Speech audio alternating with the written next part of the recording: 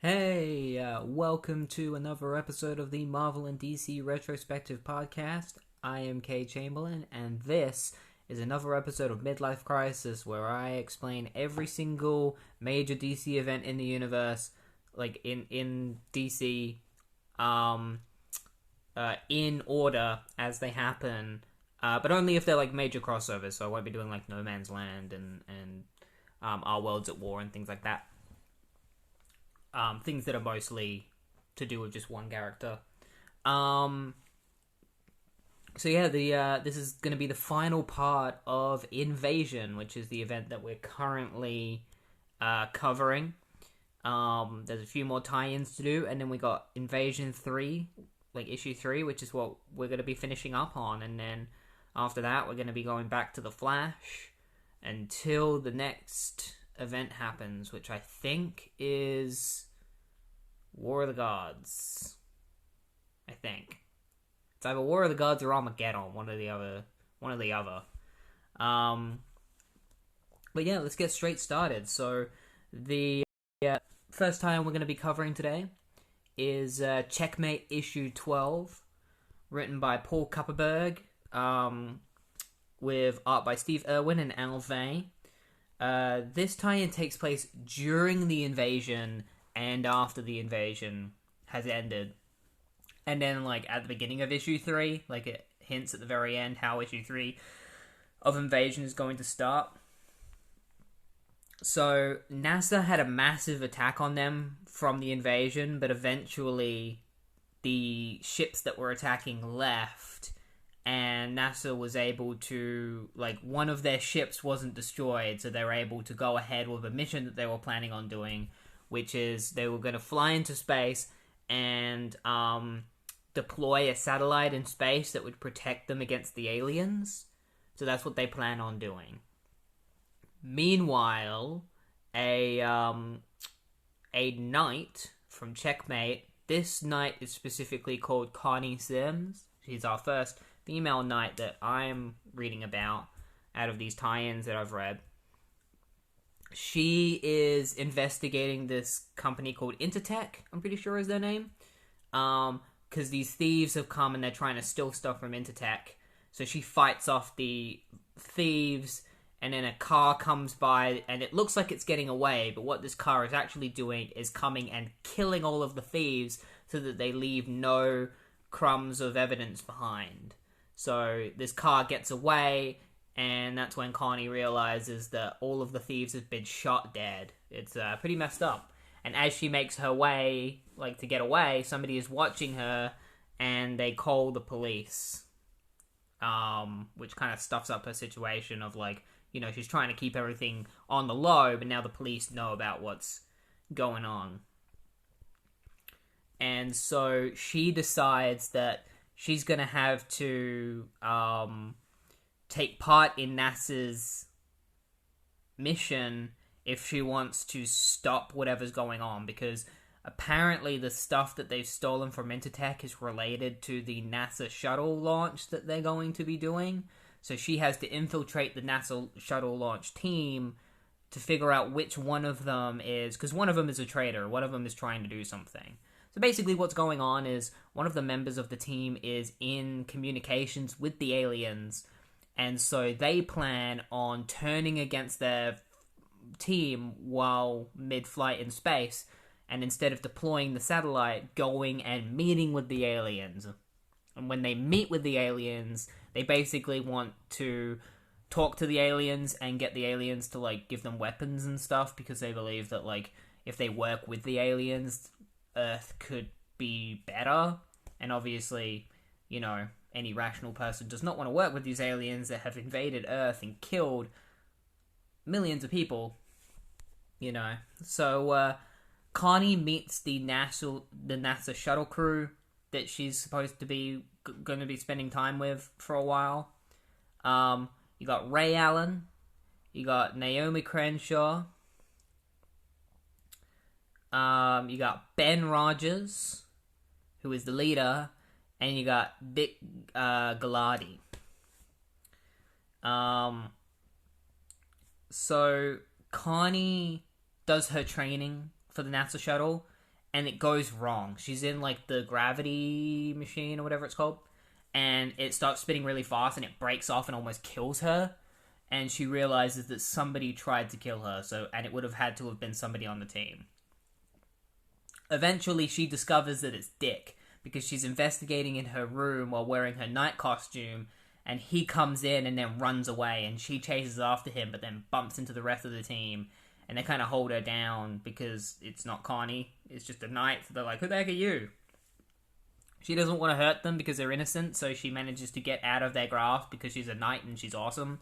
And so she like jumps out of their grasp and then crashes through the window to chase after Dick. She notices him getting away in a car, so she jumps on to a motorcycle and chases after him. And that's where she finds out that he's driving to the shuttle with the stolen Intertech technology that he's going to give to the aliens in return for alien stuff. Like, it's going to be like a, I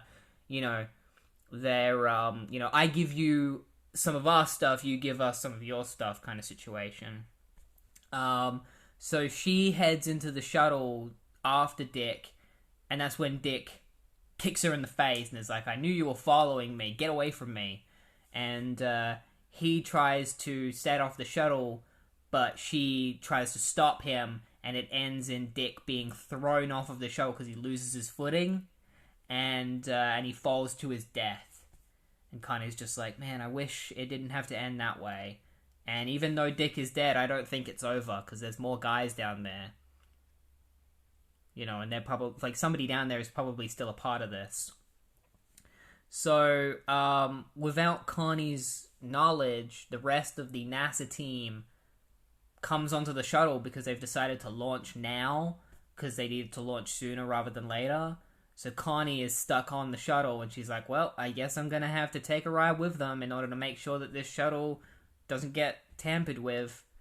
So they launch into space, and that's when it's revealed that the other traitor is Ben Rogers.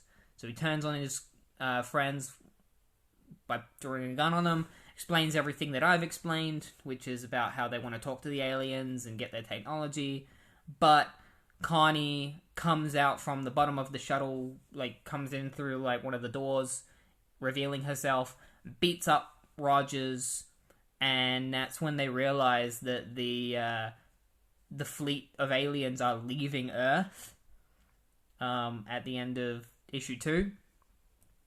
And so, they try to deploy the satellite, and they realize that they can't deploy the satellite because it's not working properly. So Connie heads out on a spacewalk in order to fix the satellite deployment, and as she's trying to fix it, she notices a spaceship flying, and it shoots something at Earth that impacts with Earth and explodes. And they're like, oh my god, it's exploding! Like, what have they done? And what have they done? Well, we're gonna find that out in Invasion 3, because that's how the tie-in ends. It ends with a mysterious explosive being shot at Earth. What is that explosive? Who knows? We will find out. So the next tie-in I'm going to be talking about is Manhunter Issue 9, which is a second part to the Manhunter Flash tie-in, like, crossover that they've been doing. Or, like, the third part, I guess. Or the fourth part. Because they've all been tying in together. It's written by John Ostrander and Kim Yale, with art by Frank Springer and Pablo Marcos. And this is kind of proof of, like, John Ostrander will stick to the event if he's forced to. Because he had no choice but to include Wally and the Derlins, because, that's what was set up. So this one does heavily tie into, like, the invasion stuff. So it starts off the way that the Flash tie-in ended, with the Derlins kidnapping Mary West and Fidel Castro, and after having knocked out Wally and Mark Shaw, the Manhunter, Wally is about to wake up, but Mark decides to knock him out because he's like, no, you're going to be too angry and I don't want to have to deal with you. So, and he, like, knocks Wally out and then heads after the Derlins. And that's when the Derlins find out that the invasion is over, because they think it's still going on, and then Castro's just like, no, it's over. And the Derlins are like, what? And it turns out that, like, they were busy, like, adventuring on Earth while the invasion was happening, that this group of Derlins just didn't even know that, like, the invasion had ended. So they start, like, arguing with each other over it, while Mark Shaw watches from a distance. They're just like, oh, go on an adventure, you said. It would be fun, you said. And that's when Mary says that she's going to, because the Derlins decide that, like, for now, maybe they should, like, pretend to be humans until they find a way off of Earth. And Mary's just like, Fidel and I, we'll just tell them that you're aliens. And the Derlin is just like, not if you're dead. And that's when one of them decides to transform into Mary so that she can get close to Wally and kill him. Meanwhile, Wally tries to get up, but then collapses again, because he got hit on the fucking head. So Mark Shaw decides to take action, because Wally's not here to help. So he jumps in and starts beating up the Derlins, who are now disguising themselves as rebels. And he can't really figure out which Mary is the real one. So he kind of just, like, makes a guess as to which is the real one. He, like, knocks one over because he guesses that it's the Derlin. And he's right, it is the Derlin. And grabs the real Mary and Castro and heads off with them. And that's when some of the Derlins turn into, like, birds with guns. Birds with guns. They are giant eagles holding guns in their talons, chasing after Mark Shaw. And that's when Wally is able to wake up and realize that they've got his mum, so he heads off to help Mark Shaw. The rebel Derlins decide to, like, are about to shoot Mark because they have him surrounded, and Mary and Castro. But Wally comes in and takes all their guns at super speed. And one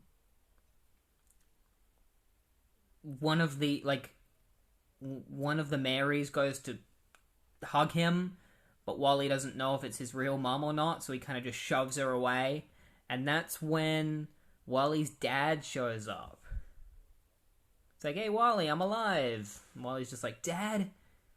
He's like, I thought you were dead. And he's like, who told you that? And Wally's just like, he did. And Wally's mom is like, don't believe him. Like, he's obviously a Derlin, Wally. Like, that's not your real dad. And Wally doesn't listen and instead steals Mark Shaw's baton and starts whacking the shit out of him, trying to fight him.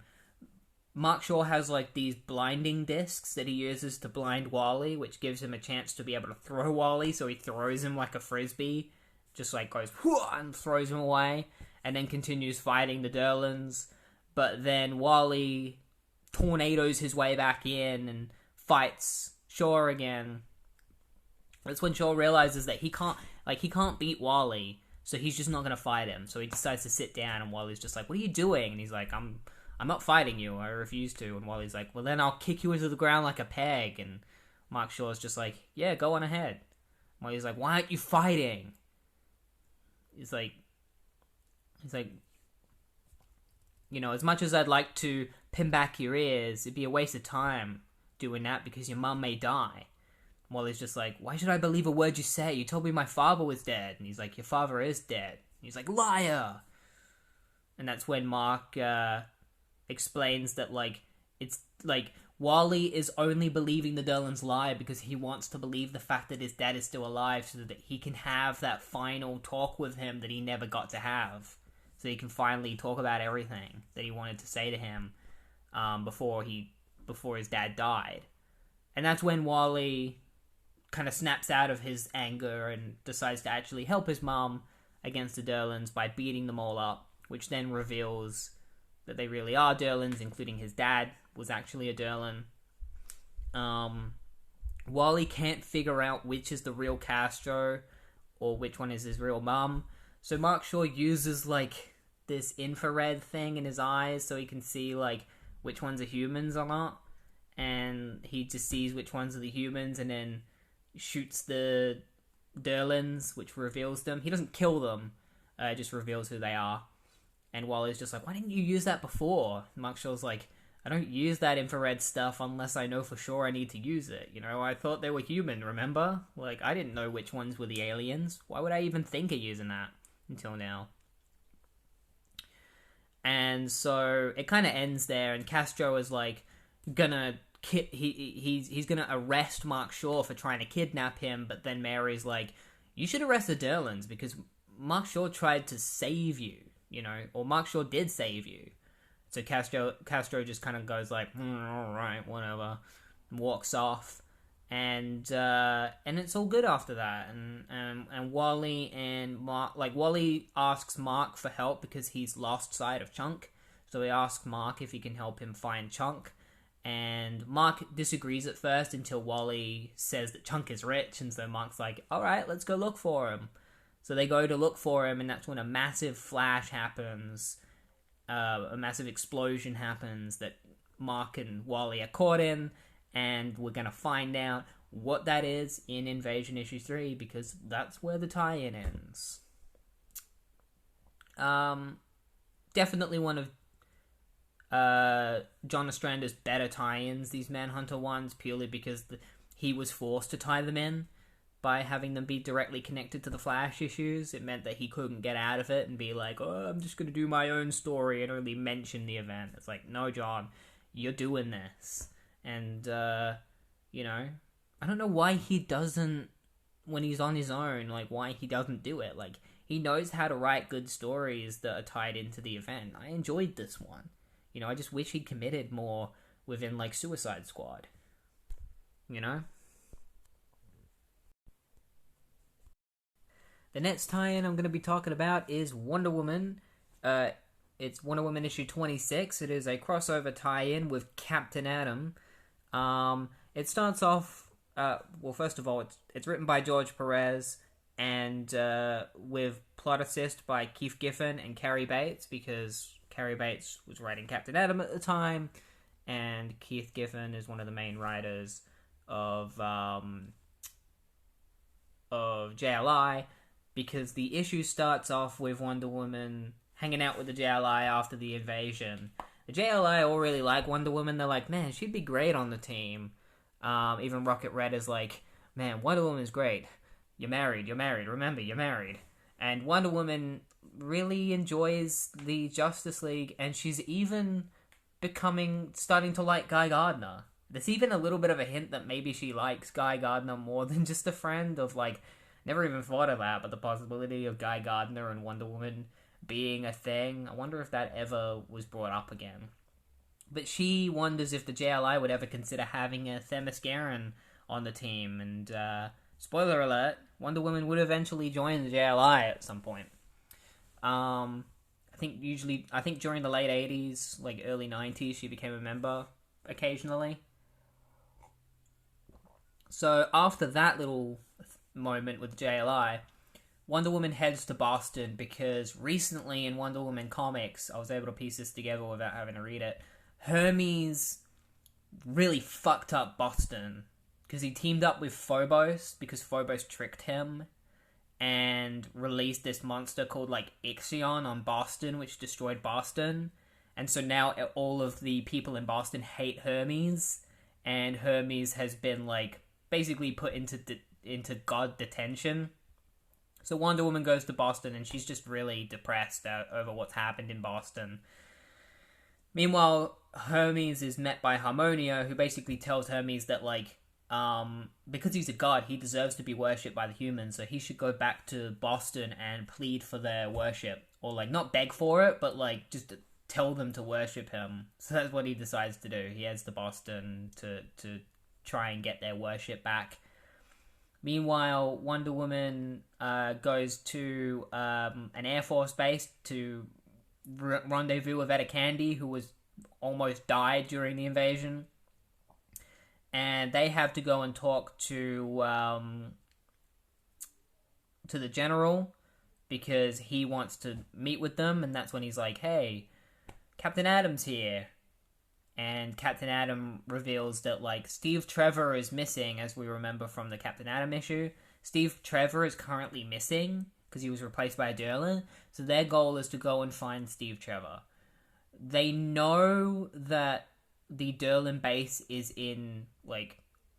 So they find out from, like, Amanda Waller that the Derlin base is in Cuba, and that Steve Trevor had been taken away by a helicopter pilot, or he was supposed to be delivering him, but they found the body of the helicopter pilot, and it looked like he's been dead for at least 5 days. So one of the Derlins transformed into that helicopter pilot and took Steve away, and they assumed that they took Steve to Cuba. So Captain Atom and Wonder Woman decide to head off. They team up and they decide to head off to Cuba in order to find Steve. And the base. Meanwhile, Hermes heads to Boston and basically just demands for the people to worship him, and they're all just like, "Fuck you, Hermes. You suck. You destroyed our home." And Hermes just like, "But I can rebuild everything. Look, I've got the power to rebuild your city. That's exactly what I'm gonna do. Just so I can show you that I am worthy of your worship."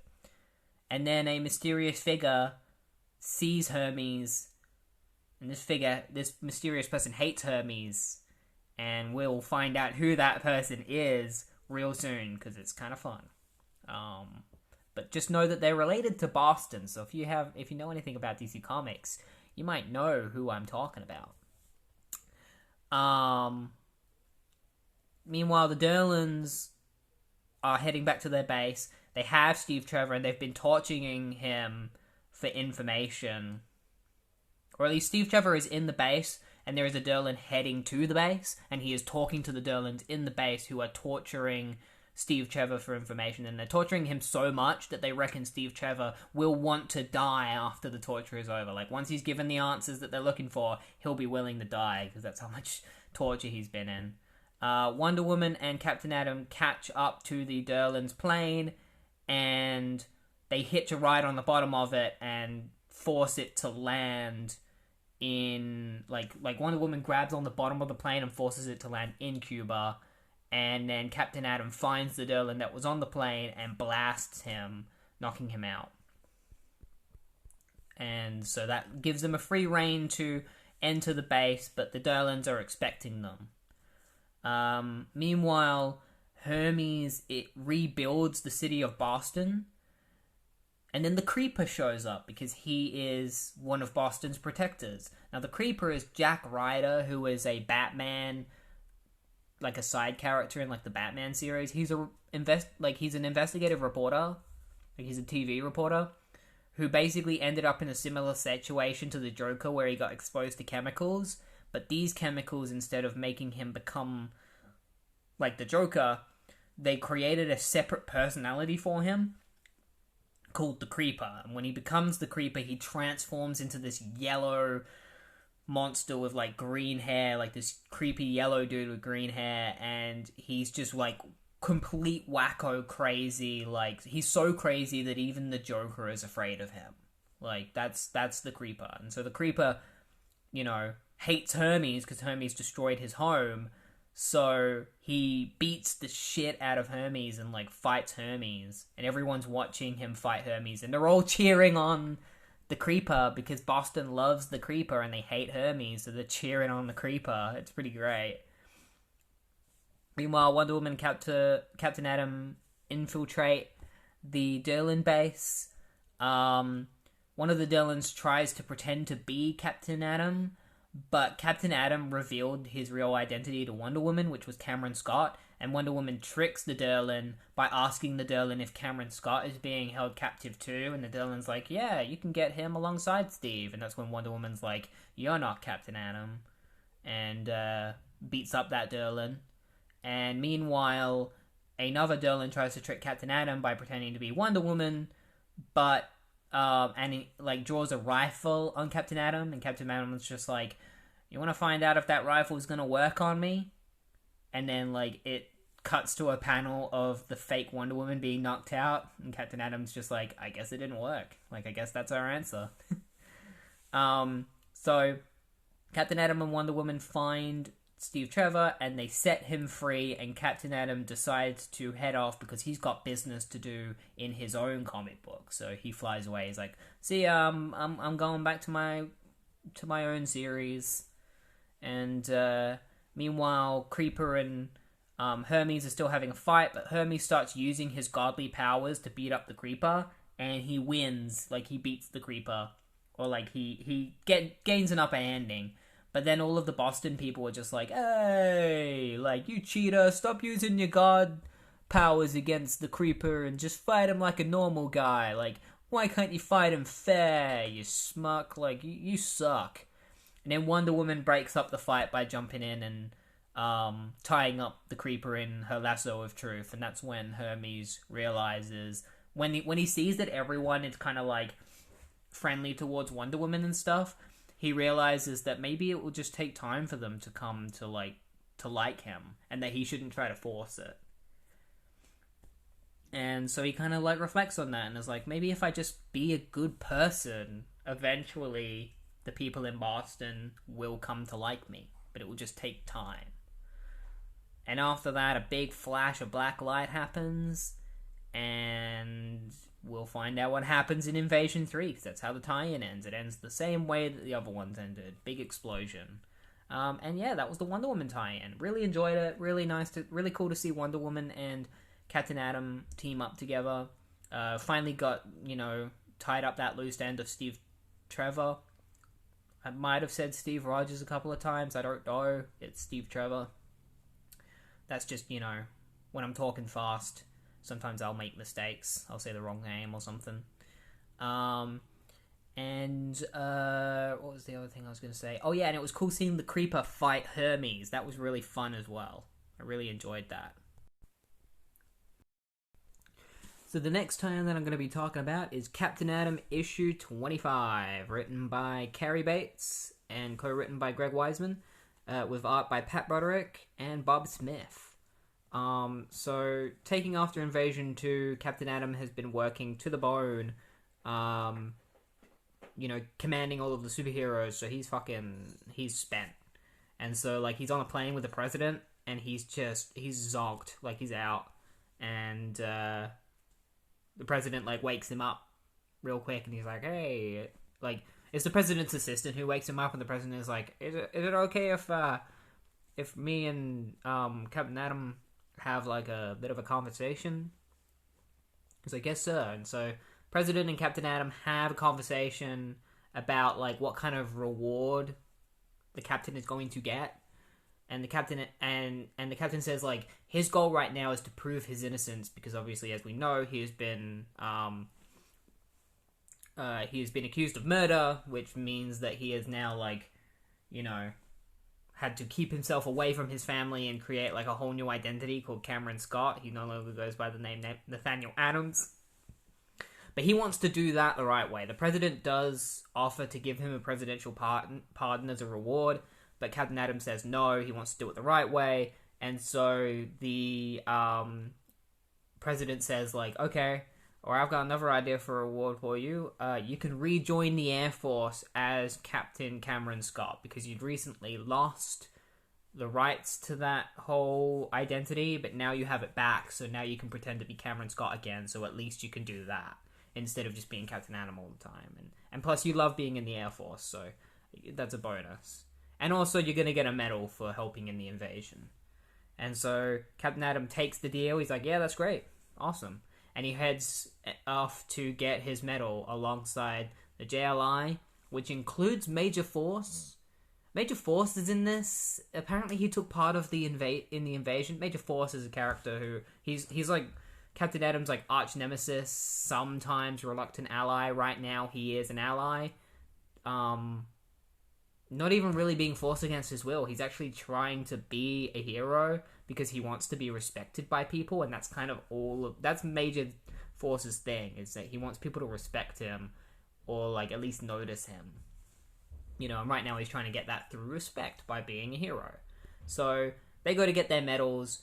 Captain Atom is going to have an entire parade thrown for him, and Major Force is kind of pissed because, like, he was on the front lines in the invasion, even though he wasn't actually in Invasion. I don't remember seeing him, but according to Greg Weisman and Kerry Bates, he was there. He took place in the front lines. Maybe that's supposed to be the point of, like, you don't remember he was there, but he makes it adamant that he was. It's kind of like a meta, like an example of, like, meta writing. Who knows? He's pissed that Captain Atom is getting a parade, but he's not getting any kind of, like, praise or anything, even though he did a lot on the front line. Like, he just wants people to, like, notify the fact that, like, he helped and he was there. And Mr. Miracle and Blue Beetle kind of are on Major Force's side because they don't like Captain Atom very much, but they won't say why. Booster Gold is like, why do you hate him? Like, tell me right now. Tell me why you hate him. And so everyone kind of hates Captain Atom, including most of the JLI. Captain Atom gets his medal, and Major Force goes on a bit of a tantrum because he's just upset that he's like not getting any respect.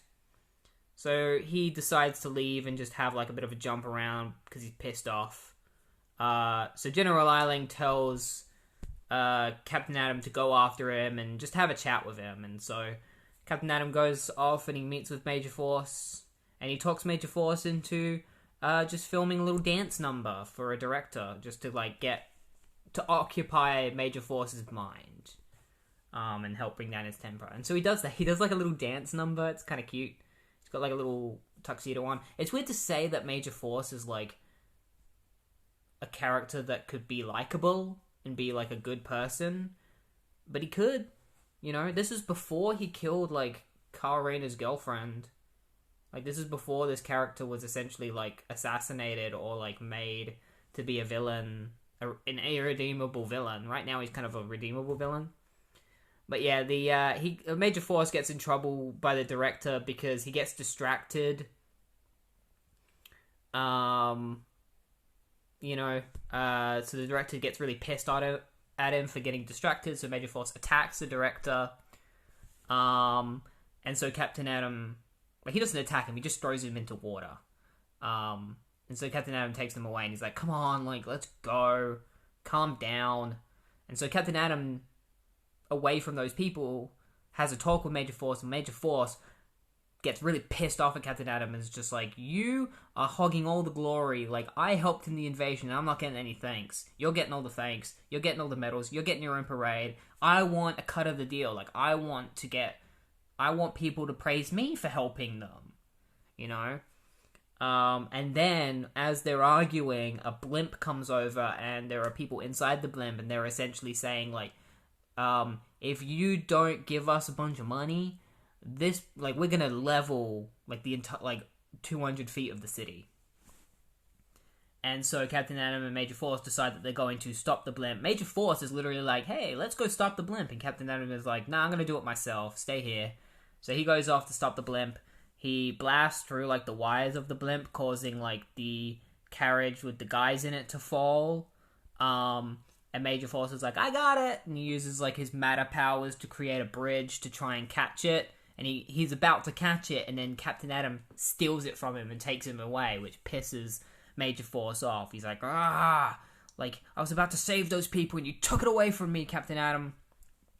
He hits the matter bridge, which causes him to fall into the water, and because he's made out of, like, dense matter material, he sinks into the water, and he's gonna drown. And, you know, they're thinking of letting him drown, but, like, Captain Atom comes and saves him. Like, somebody is just like, we should save him because he's still useful, and another guy's like, yeah, but maybe we should let him drown because I don't like him. But Captain Atom chooses to save him.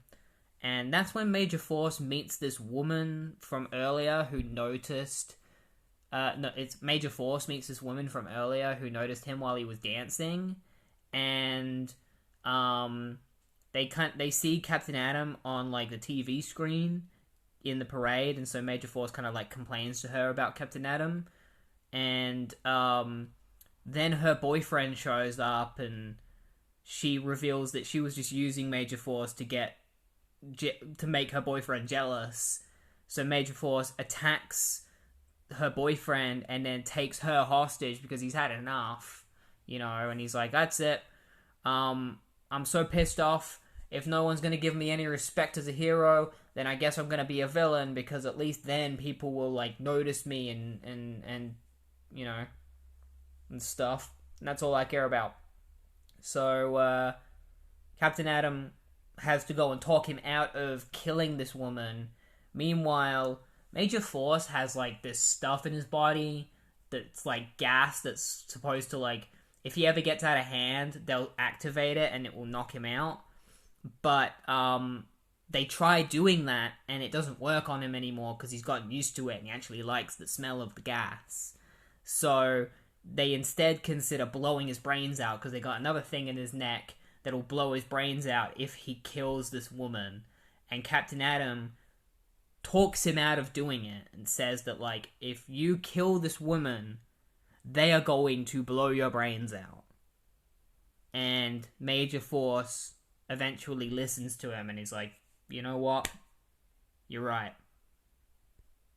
I'm just really pissed off. You know how I get. But whatever. And he lets her go. And Captain Atom is like, I saved your ass then, Eiling. Because Major Force could have become a real problem. Meanwhile, this guy who was the one that had, the trigger to blow up the bomb in Major Force's head, he's really pissed off that he didn't get to do that, but Eiling is like, the day will come. One day you'll be able to blow up Major Force's head. I promise you, that's going to happen. And so Major Force goes off to a bar and just drinks himself, drinks within his sorrow. And Captain Atom watches the city and then is on a rock watching the city from a distance, just contemplating life. And then an explosion happens. The same explosion from the other tie-ins, and we're left wondering what's going to happen in Invasion 3, because we won't know what this explosion is at the end of all these tie-ins until Invasion 3 explains it. And that's the tie-in.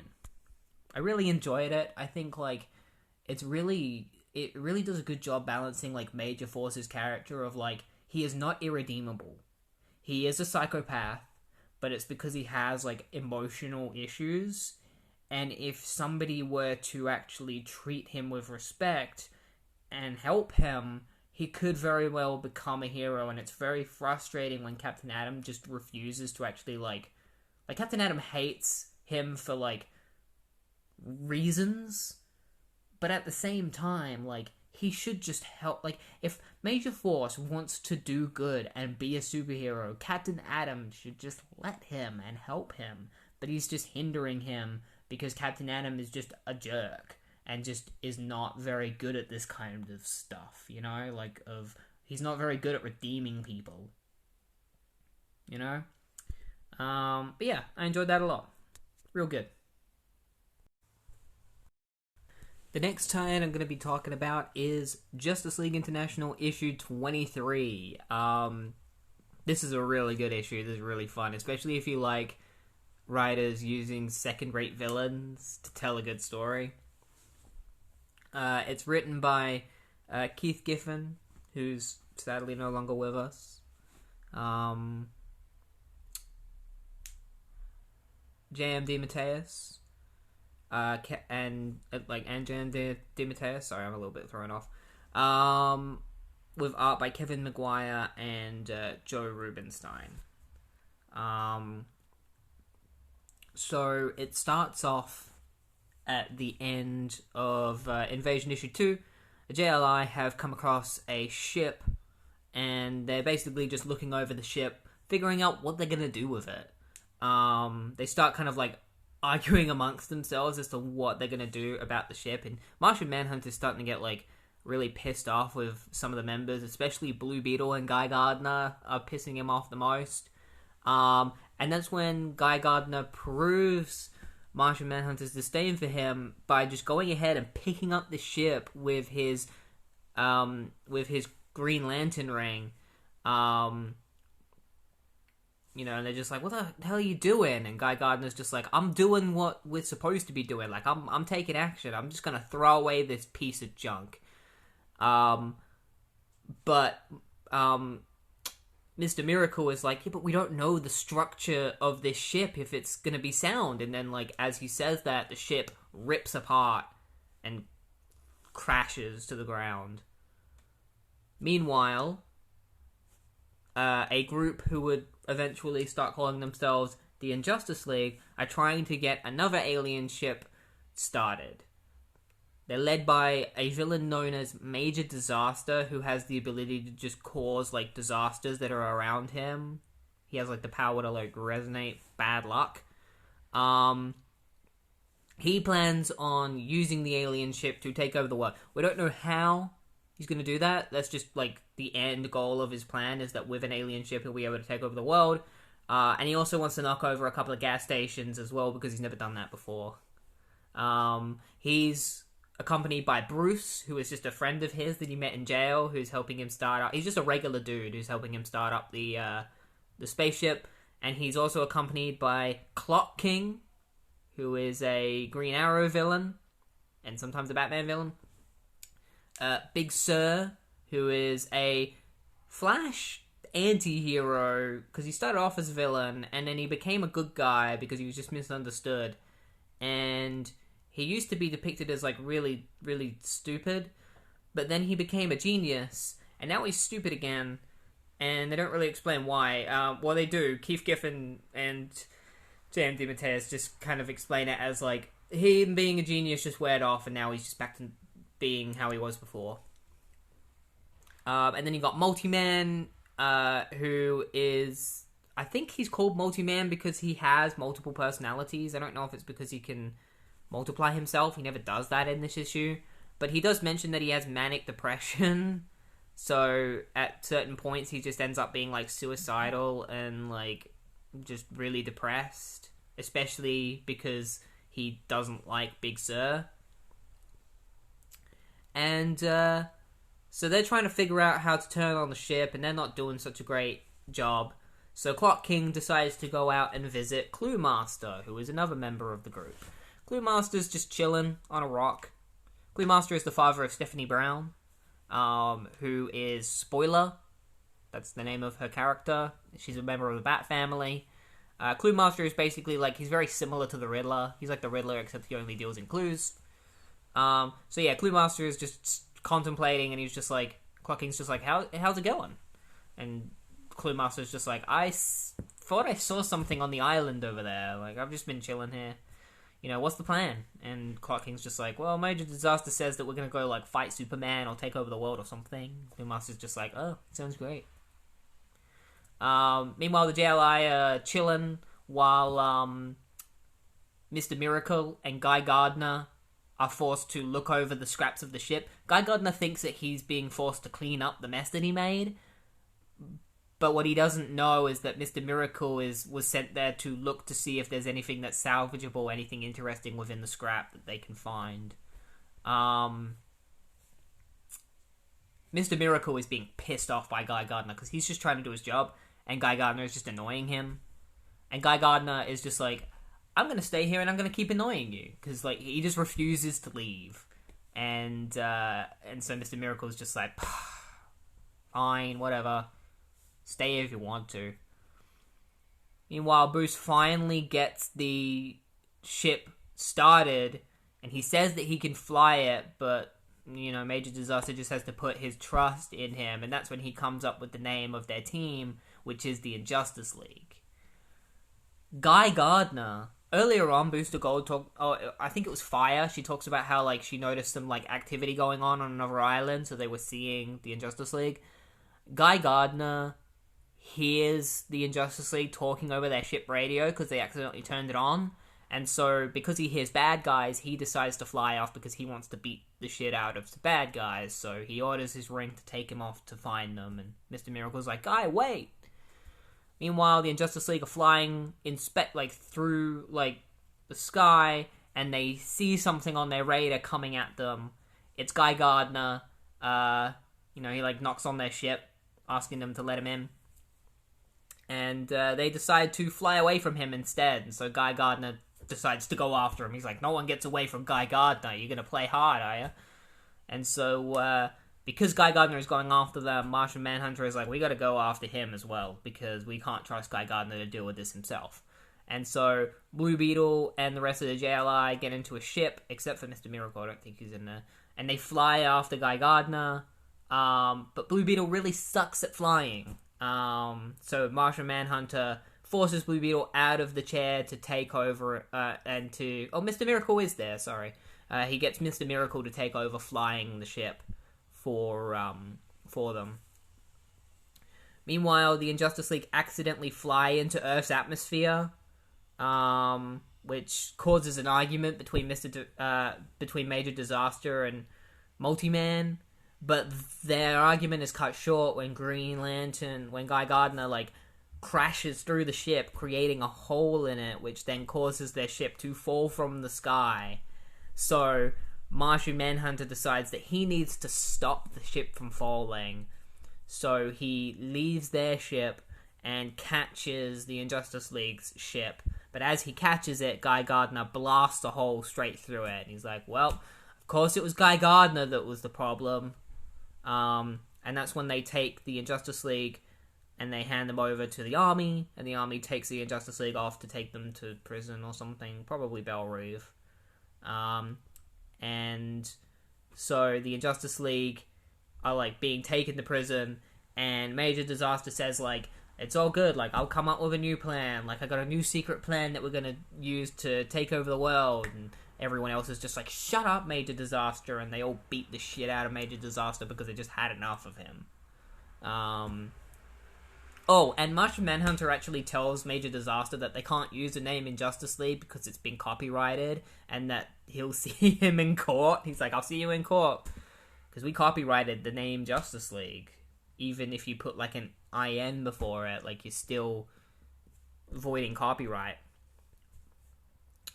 And so, Guy Gardner's really pissed off because he's Guy Gardner and Mr. Miracle doesn't want him to be around, and that pisses him off, and he kicks something, and Mr. Miracle's just like, hey, stop kicking shit, like, oh, for all we know, you could have kicked a bomb, and then all of a sudden, the same explosion that happened at the end of the other tie-ins happens, and the rest of the JLI see it happen, and they tell Booster Gold to go and check on Mr. Miracle and Guy Gardner to see if they're okay, and that's where the tie-in ends. Really good tie-in. I really enjoyed seeing the Injustice League interact with one another. I highly recommend reading this issue if you haven't, because you'll be able to get to see, like, because obviously I skip over a lot of dialogue, because there is a lot of dialogue. I'd be here forever if I was, the point of this isn't to read this page for page, word for word, it's just kind of to explain overall what happens. So yeah, definitely recommend reading this issue. It's really good. Right, the next tie-in that I'm going to be talking about is Starman Issue 6, written by Roger Stern, and with art by Tom Lyle and Bob Smith.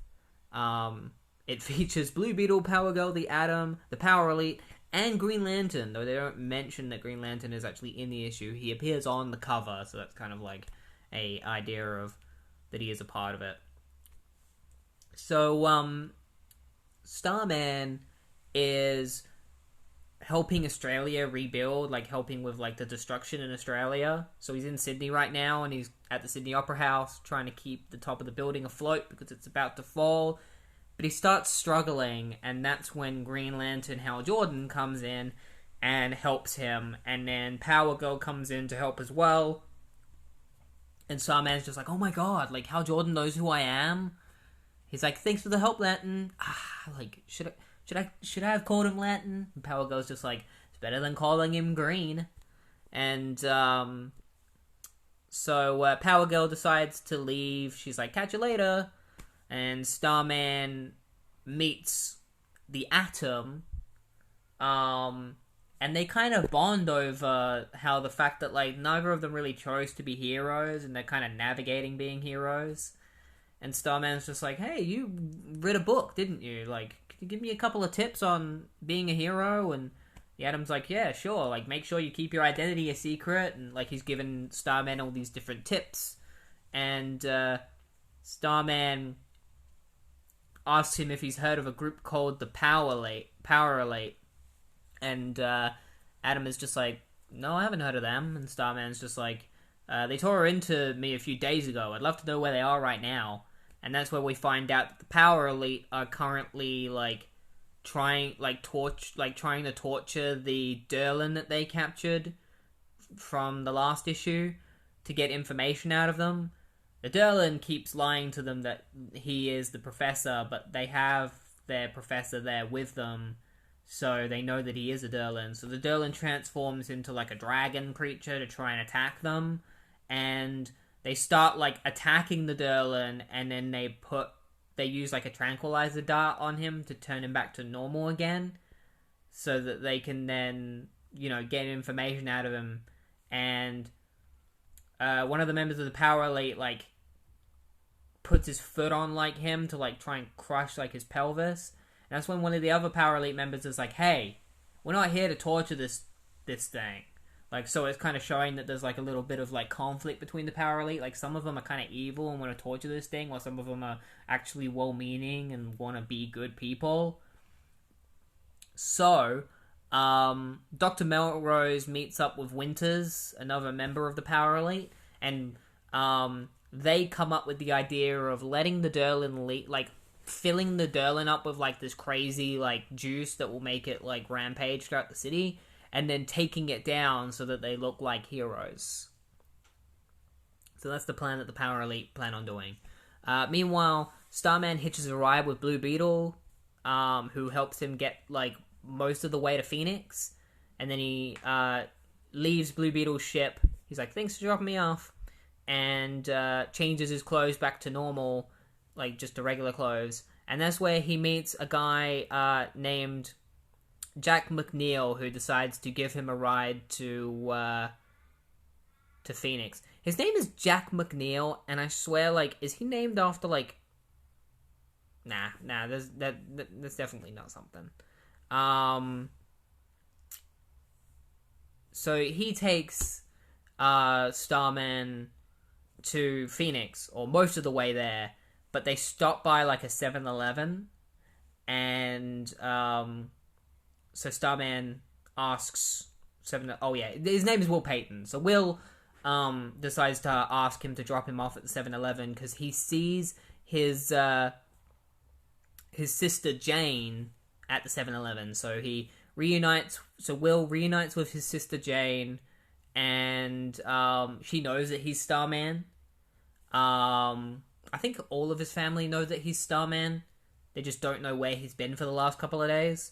And so he calls his mom and to tell her that he's alright, and then spends the day hanging out with his sister. And that's when a report comes on the TV where the Derlin is rampaging in the city, and the reporter reports that the Power Elite have taken down the Derlin and killed it. So Starman, knowing who the Power Elite are, wants to go and have a talk with them because of the fact that they experimented on him and shit, and it's pissed him off.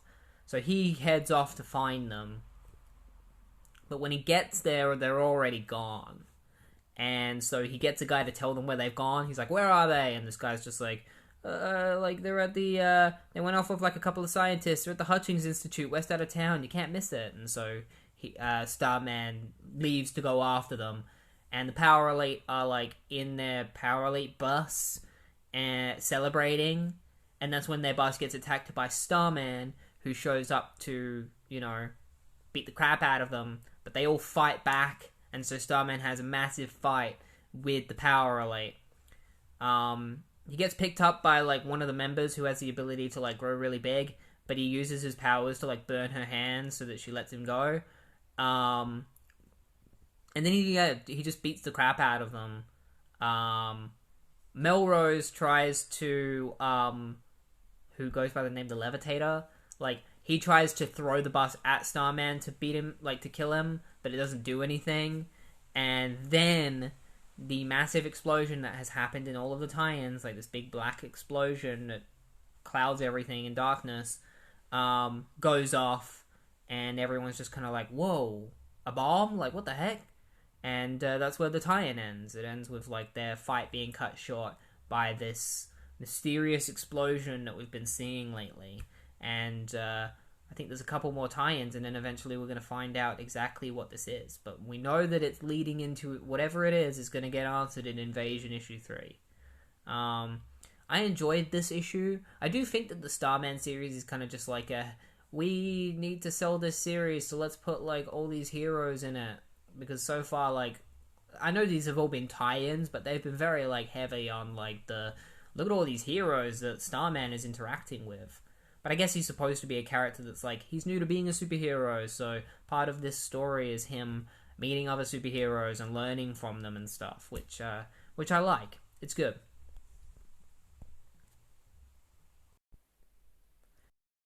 The next turn I'm going to be talking about is Power of the Atom, Issue 8, written by Roger Stern, with art by Graham Nolan and K.S. Wilson.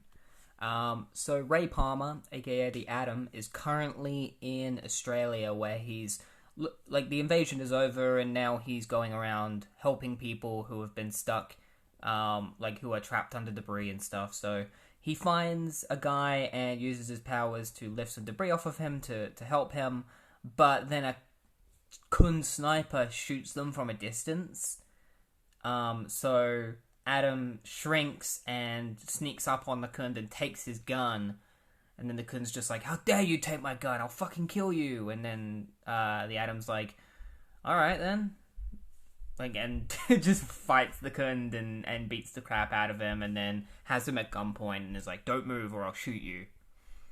And so the Kun gets handed over to the rest of the army, and Adam decides that he needs to go look for Kronos, because he has a feeling that their truce that they had during the invasion is over, and that Kronos is going to try and like do evil stuff again. So, you know, Adam needs to stop him. So he glides through the city using his powers, but then realizes that he'll need another mode of transportation, because like the wind current is changing, so he can't use it, because usually he goes really small and then he like flies on the wind, but the wind current is changing, so he can't do that anymore. So he has to figure out another way to get to the where Kronos is likely to be. Meanwhile, Kronos is going around picking up alien weaponry, and a Thanagarian sees him and is like, that man is desecrating the corpse of my allies. I must stop him. And he shoots at Kronos, but Kronos phases through time and through the laser. And the Thanagarian thinks that he's killed Kronos, like, and disintegrated him. But then Kronos sneaks up on him and ages him rapidly to the point of, like, he dies of old age. He kills the Thanagarian. He's like, "You Thanagarians have longer lifespans than us humans, but you're still susceptible to the to the passing of time." And so meanwhile, Atom takes a lift with Green Lantern. Hal Jordan takes him to a place where Kronos is. It's Kronos' usual base of operations in Australia. And when he gets there, he finds the dead body of the Thanagarian and a note telling him that the truce is over. And so Adam then decides to go to the police in order to get help to find Kronos. Meanwhile, Ray Palmer's love interest, Jean, is on the phone with like different people, just making sure like Ray is okay, because she's seen that he's like in the part of the invasion, so she's trying to get like a status on his situation. Obviously she has like a new husband now, so they're kind of questioning her loyalty and like how this is kind of a bit of a drama situation. Meanwhile, the police refuse to help Ray go look for Kronos because they don't even know where Kronos is, and Ray's just like, "I guess I'm gonna have to do it myself," and he heads off to Kronos's like beach house mansion, because he knows that that's where Kronos usually is. So he heads there, and upon entering, realizes that there's no traps or anything, which confuses him. He's like, wow, I would have thought Kronos would have set this place up with traps. But Kronos is watching Ray from a distance on like a monitor screen. Ray uses his powers to go under some like trap lasers, where he enters the Kronos' main lab and realizes that it's been stripped bare of all of its electronics. And that's when Kronos comes onto screen and basically says, like, I'm not stupid. Like, I'm not going to come and fight you because, like, you're a lot younger than I am. So what I'm going to do is I'm going to send a bunch of my guys to beat you up instead. Say hello, guys. And a bunch of guys show up and Adam fights them. A big fight. He uses his powers to have them, like, hit each other and stuff. Eventually beating them all up. And that's when Kronos reveals that the mansion is going to explode because he's set off a bunch of explosives. And Adam is like, you're going to kill your own men just to kill me?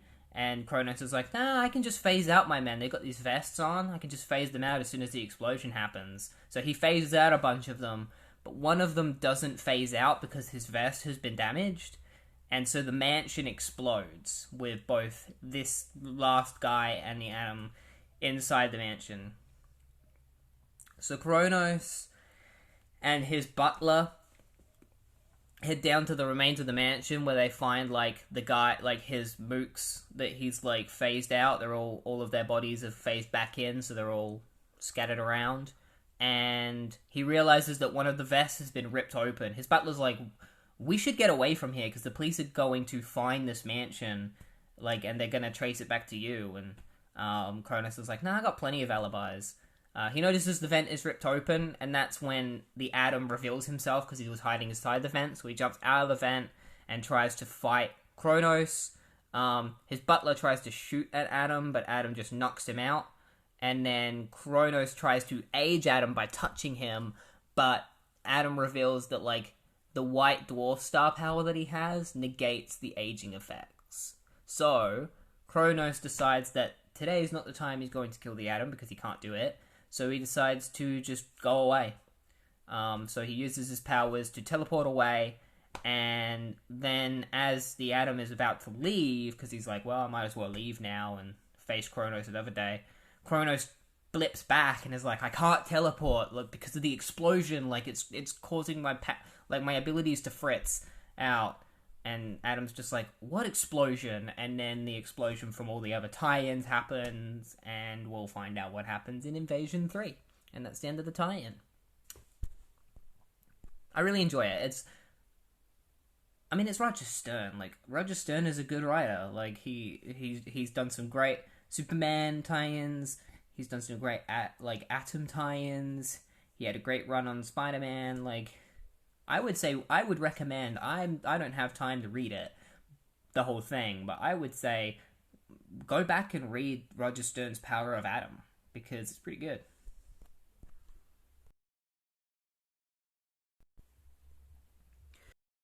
The next time we're going to be talking about for a little bit is the Firestorm tie-in by John Ostrander, and it serves the same problem that some of John Ostrander's other tie-ins serve.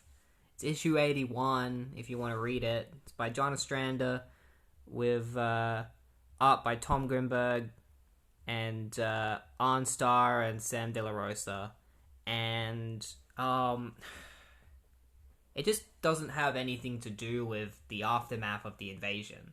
The most it has to do with it is Firestorm talks about the invasion and how he teamed up with some heroes, but that's it. The rest of the issue is all about Firestorm helping Mikhail find his family. He eventually finds them at a little army camp, where all of the injured people are. So he finds his family, and they refer to, like, this group of, like, Russian superheroes that used to be active back in the day, that Mikhail looked up to. It's just not that interesting. Because, and I feel like even if I had been reading Firestorm, I'm just not a fan of, like, I just don't like John Ostrander's Firestorm. I don't like his characterization of Firestorm. I don't like how he took away all of Firestorm's personality and made him into a, you know, just nothing. Like, he had, like, he took Firestorm in a really serious direction, and I think that's the wrong decision with Firestorm. Firestorm is not meant to be a character who is only straight and serious. And that's all John Ostrander's Firestorm is. The great thing about Firestorm is that, like, there is serious stuff in Firestorm, but Firestorm is a brighter character who, you know, has that fun dynamic of, like, Martin Stein, who is the straightforward and serious one, and Ronnie Raymond, who is the more laid back and a little bit goofier kind of thing, and the two of them go in tandem and create a great character, you know. And then when Martin Stein is gone, then eventually he gets replaced by Jason Rush, and sometimes Ronnie is replaced by Jason Rush. Jason Rush kind of plays that role that Martin Stein had, where he is the straight man, who's more serious, and logical and stuff, while Ronnie is the funnier one, and like the one that's more, like, you know, cheeky and stuff, and there's just none of that in this, and I'm just not a fan of it, and that's why I'm like, I read it, but, like, it's just not something that, like, is worth talking about, because it just has nothing to do with the actual event, and the story itself just isn't that great. So yeah, that's all I have to really say about the Firestorm tie-in. It ends with the explosion. That's the only other important thing that happens in this tie-in related to the event. The rest of it is just related to stuff that you would only be invested in if you were reading John Ostrander's Firestorm, and I don't even know if you would actually be invested, because Mikhail just isn't that interesting of a character. But yeah, that was the Firestorm tie-in.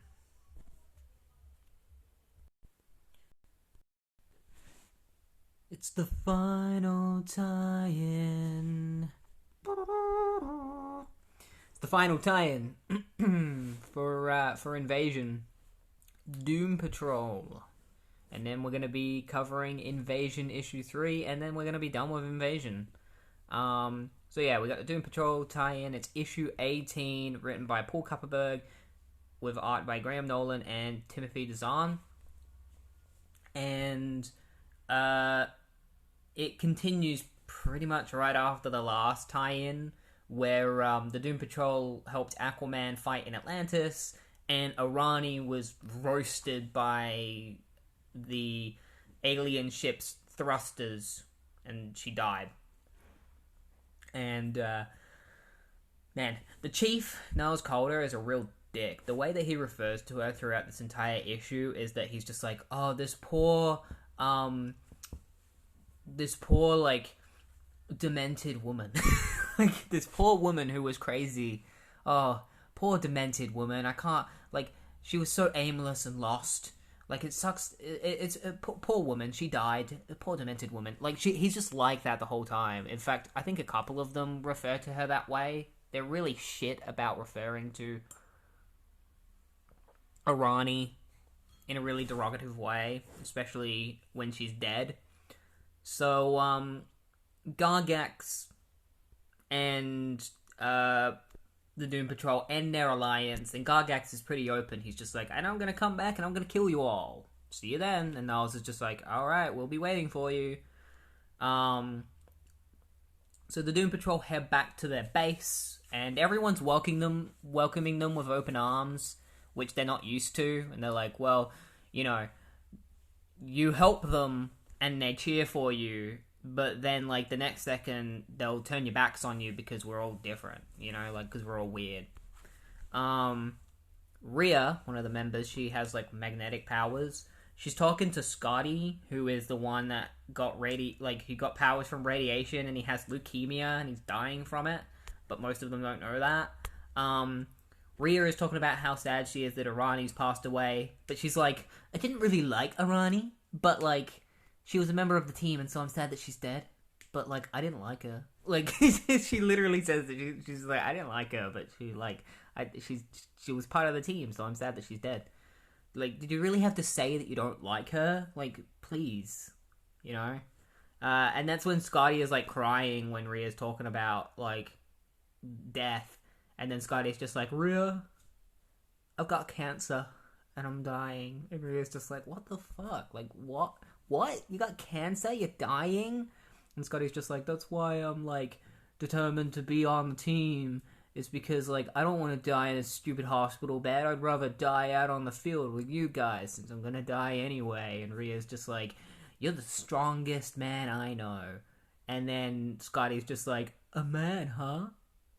It's like, even at the point of like he's gonna die, he still has a hard-on for Rhea, which is fucking...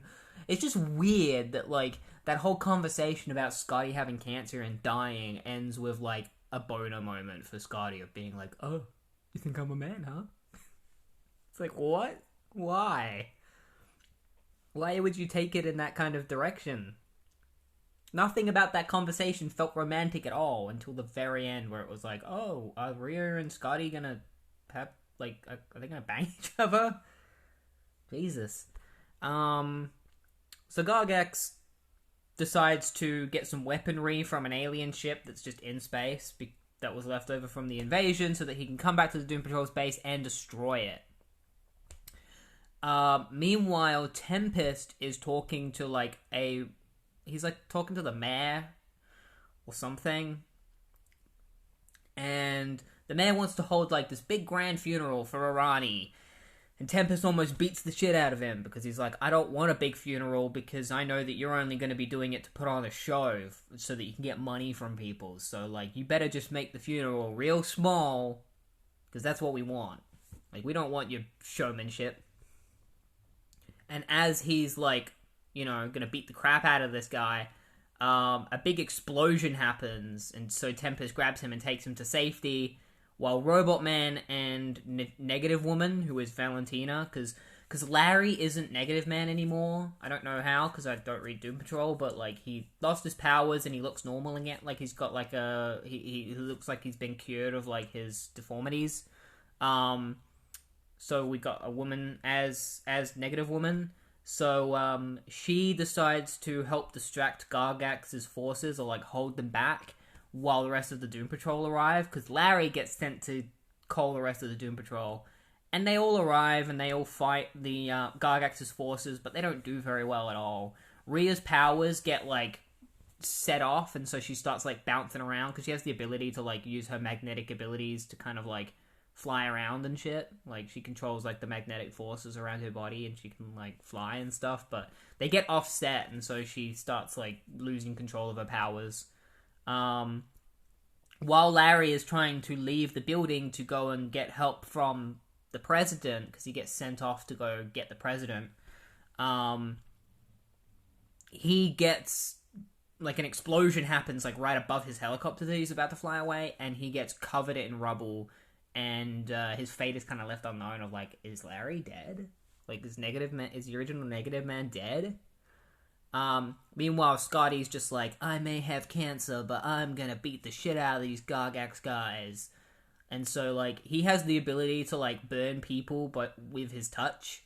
So he, like, starts poking this woman in the eyes and, like, melting her face with his hands. It's pretty fucked up. This Gargax woman. Meanwhile, Negative Woman gets blasted, like, her negative form gets blasted and destroyed by Gargax's forces. So Negative Woman is no longer Negative Woman because she loses her powers. She's still wearing the bandages and stuff, but she doesn't have powers anymore. Robot Man gets some like corrosive acid put on his arm, and he's just like, ow, fuck you, and then beats the shit out of this Gargax soldier.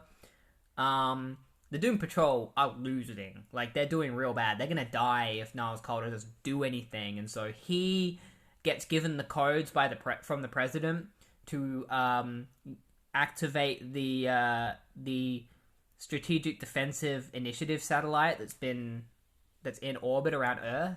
So he charges it up, and he shoots it at Gargax's ship and destroys it with Gargax in it. So Gargax is dead. And so Gargax's forces are like, oh shit, Gargax is dead. Well, I guess we're gonna leave, and we'll come back and fight you again some other time. Like, they could have killed the Doom Patrol there and then, because they had him at their mercy, but they decide to leave for no reason. And so the Doom Patrol are fine. Negative Woman has lost her powers. Larry is in, like, a critical state, but he's still alive. And the Doom Patrol go to the grave, go to the cemetery, where they mourn over Arane's loss. Niles Calder just has to mention the fact that she was, like, crazy, which is just really insensitive, and I hate him. And then, yeah, they decide to leave and figure out what they're gonna do next.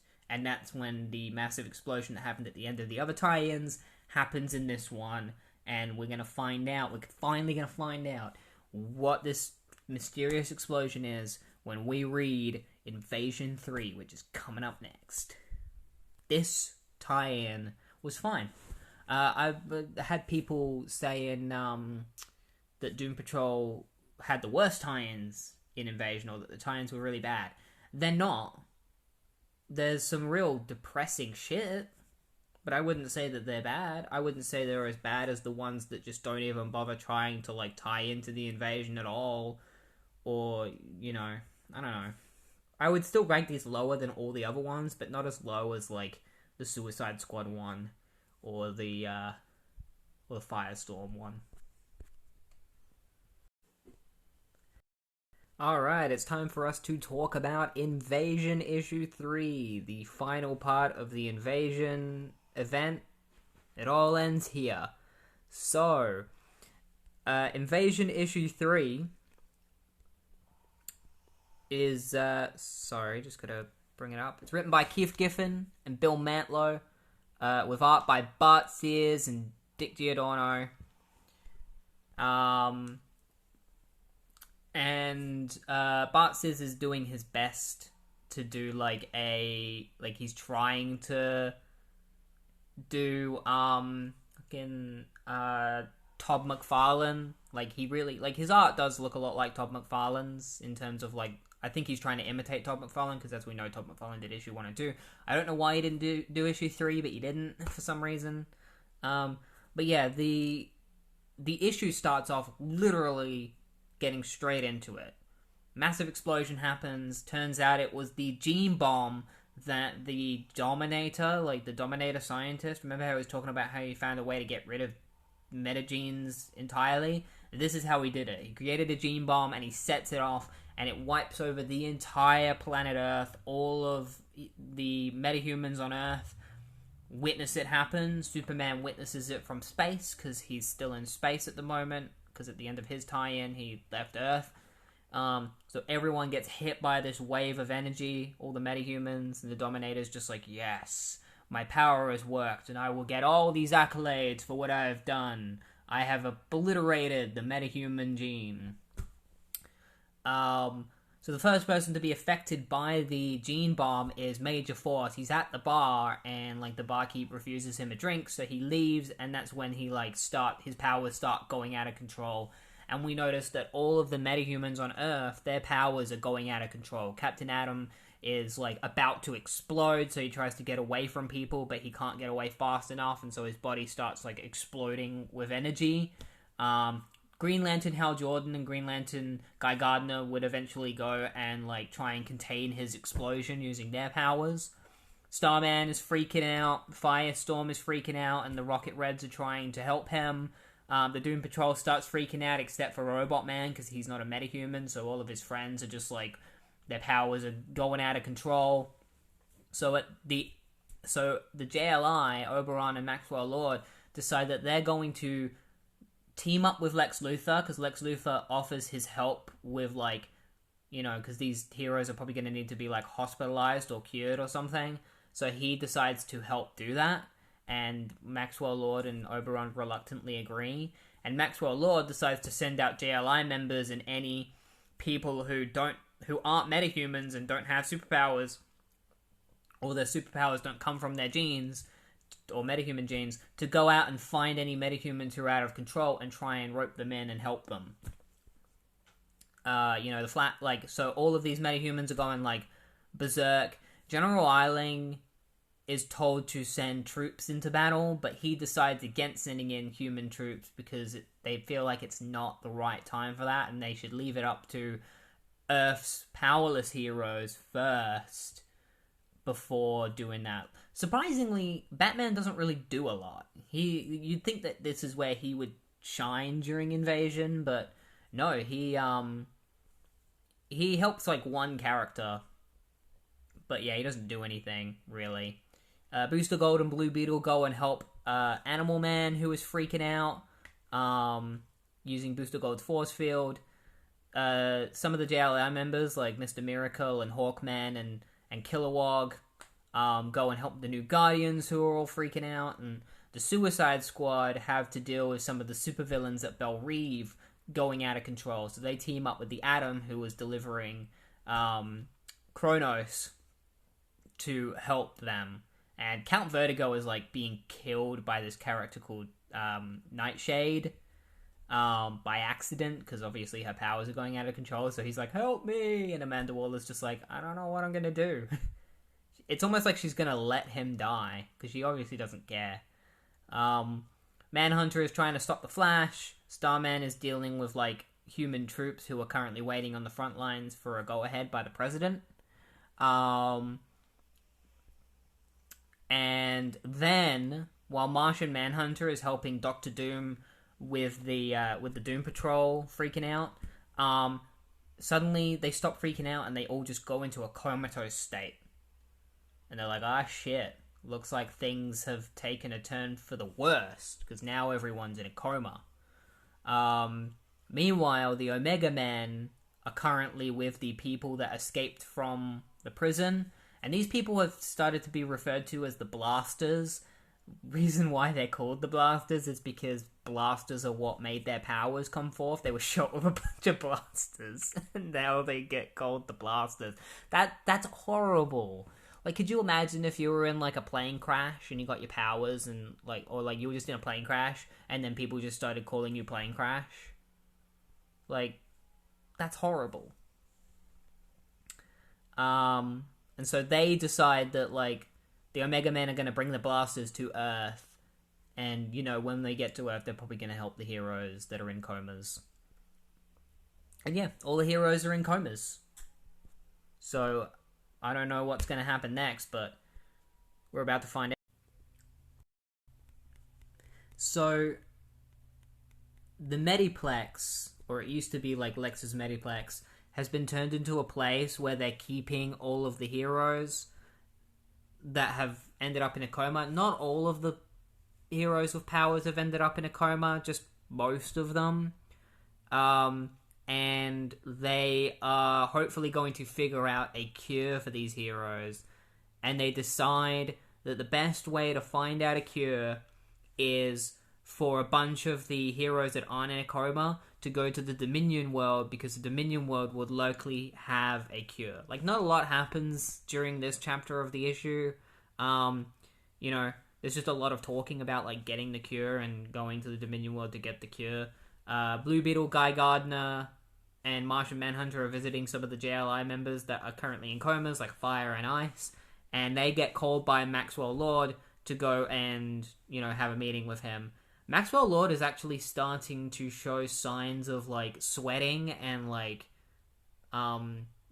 weakness, because it turns out Maxwell Lord is also a metahuman. This is the reveal of Maxwell Lord being a metahuman and getting powers. Before this, he was just a regular dude. So that's probably the most important thing that happens, like the most important change that happens in Invasion is Maxwell Lord developing his mind powers that he would eventually have. So he has a meeting with the remaining heroes of Earth, and they all decide to go to the Dominion world And that's when Maxwell just collapses in front of everyone and ends up in a coma, and he gets put in a hospital room. It's funny, Amanda Waller eventually goes and visits him, and she's like crying, and she's like, "Damn you, Maxwell Lord, you better not fucking die. Like, you're the best man I know. I care about you." And Max is like actually awake, and he's like, "Oh, I didn't think you cared, Waller." And Waller's just like, "You were listening the whole time, you fucking piece of shit." I love it. It's man, Invasion is really good. Some of the tie-ins are shit, but like the actual, I really enjoy the character interactions between the interactions between different characters, like Amanda Waller and Maxwell Lord and stuff. So Hal Jordan and Guy Gardner use their powers to allow Earth's heroes to travel through space by covering them in a sphere construct, and that's when they come across Superman, and they're like, "Superman, where have you been?" And Superman's like, "I've just been out in space." And they've been like, "You've been out joyriding in space? Like, what the hell? Like, we're about to, go to the Dominion world and get a cure for Earth." And Superman's like, "I'll help you with that, but I ain't stepping 1 foot on Earth. I can't go back to Earth. I've sworn." And as they're kind of arguing with Superman, that's when the Omega Men and the Blasters show up in their ship. And so Hal, who knows who the Omega Men are, is like, "Hey, these guys are cool. Let's go on their ship." So they go onto the ship with the Omega Men, and the Omega Men are just like, "You want to go back to the Dominion world? We just came from there." "Ah, shit. Alright, let's go."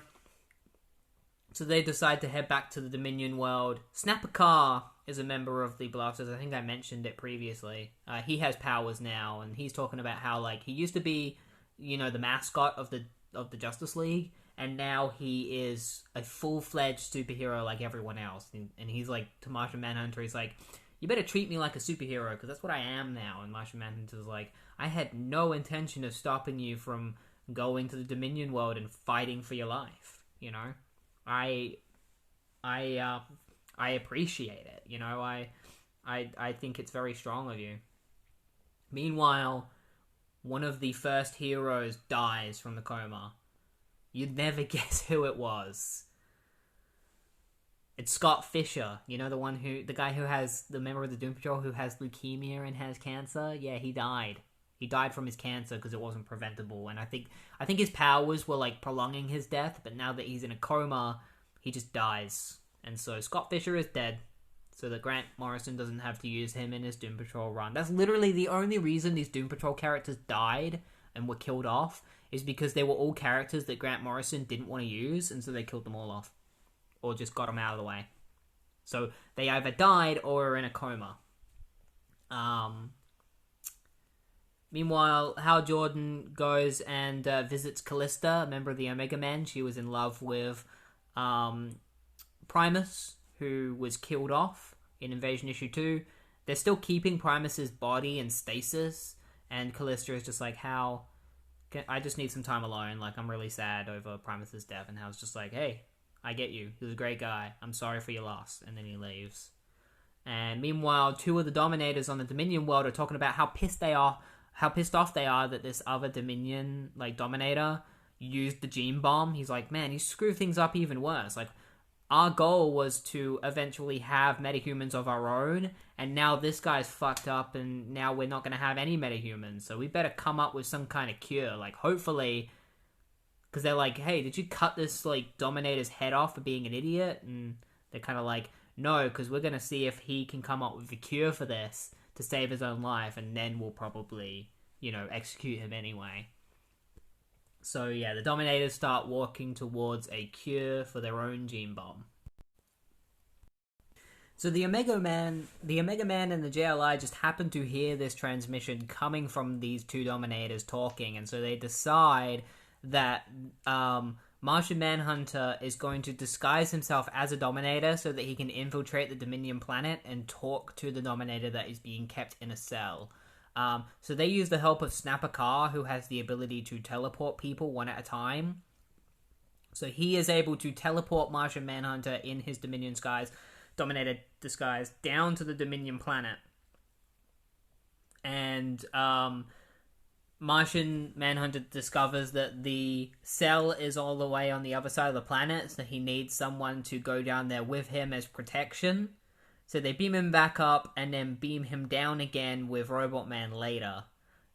Meanwhile, Metamorpho is revealed to be alive. Remember how he died in Millennium? Well, the gene bomb explosion somehow brought him to life. It doesn't explain how. He just appeared in a temple in Moscow.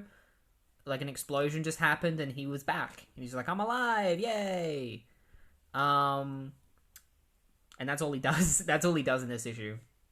Meanwhile, Robot Man and Martian Manhunter go and visit the Dominator in prison, and he's like, I'm a hero, I'm not gonna tell you anything. Like, I'm not gonna say a word. And Martian Manhunter just says, like, we're done here, and leaves. And it's revealed that he probed the Dominator's mind and took the cure from his mind.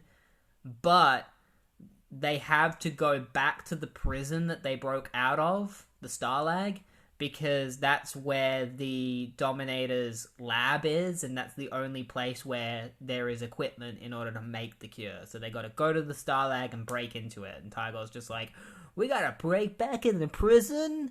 Oh my god. What a crazy, zany adventure. And so the Dominators discover the ship that the Kun ship that the Omega Men are flying, so they start shooting and sending ships out to deal with them. And so Superman, Hal Jordan, and Guy Gardner protect the ship from these other ships attacking them. And then eventually, the Alliance shows up in a Kund warship to help the heroes fight the Dominators, because obviously the Alliance turned against them. So Martian Manhunter and a couple of Omega Men, or a couple of blasters, find the lab in order to make the cure. One of them is called Frag, and he's literally just he's basically like if you took the character Shrapnel and made him a hero. That's basically, he's literally the same character. He looks exactly like Shrapnel. It's insane. But he stays behind to fight the Citadel's warriors while Martian Manhunter creates a cure. And the other heroes fight the forces that are currently in space and on the prison. So everyone just has this massive battle where they all fight the Citadel warriors. And Martian Manhunter succeeds in creating the cure, which is this huge, giant ball that's like the size of like 3 people. It's massive. And so he picks it up and he's like, alright, we got the cure, let's go back to Earth. And so they decide to, Superman, Green Lantern, and Guy Gardner help the others fly all the way back to Earth using their powers. And the Kund warship destroys the Dominion armada,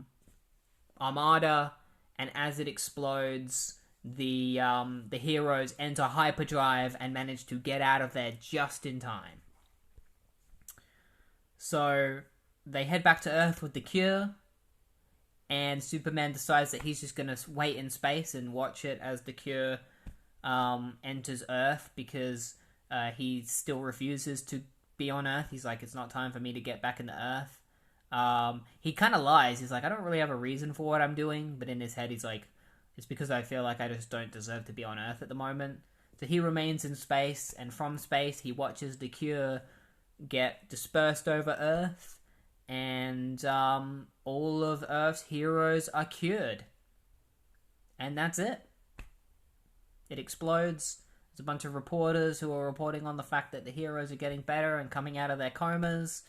And Harvey Bullock picks up a newspaper which says, Harvey Bullock from Batman. He picks up a newspaper and it's like, Rebirth, Earth's heroes are cured. And that's it. That's literally the end of the issue. It's and the end of Invasion.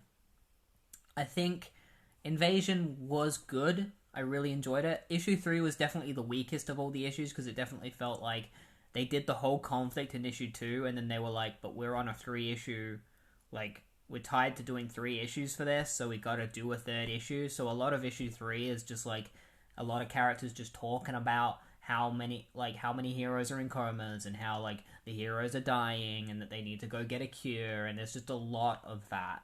So when it came to actual action and things that were happening, it only really happens during the last couple of pages, and then it's literally they get the cure, they take it to Earth, and that's it. Like that's it. It feels like I rushed through it, but like, you know, all I did was skip some unnecessary dialogue. Like everything literally happens that fast. It's pretty insane. But I recommend checking out Invasion, and I also recommend checking out pretty much all of the tie-ins except the ones that I've, you know, talked about not liking. But even then, like, still check them out because you might like them, you know.